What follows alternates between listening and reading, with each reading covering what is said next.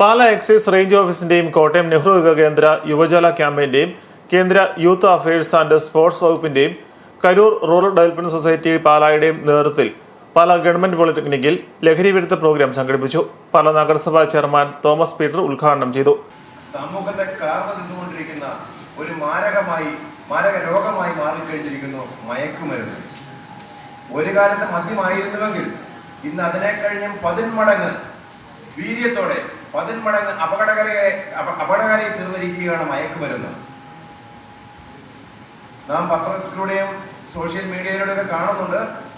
ഓരോ കുടുംബത്തിലെ വരുന്ന അപകടങ്ങൾ. ഒരു യുവാവായ ഒരു വ്യക്തി കഴിഞ്ഞ ദിവസം തന്റെ കുടുംബാംഗങ്ങളെയൊക്കെ കൊന്നത് അല്ലെങ്കിൽ വകവരുത്തിയത് നാം കണ്ടു. അതുപോലെ തന്നെ എവിടെ ശ്രദ്ധിച്ചാലും ഏത് ദുർമരണം ഉണ്ടായാലും അതിന്റെ എല്ലാം പിന്നിൽ മയക്കുമരുന്നിന്റെ നീരാളിപ്പിടുത്തമുണ്ട് എന്ന് നമുക്കറിയാം.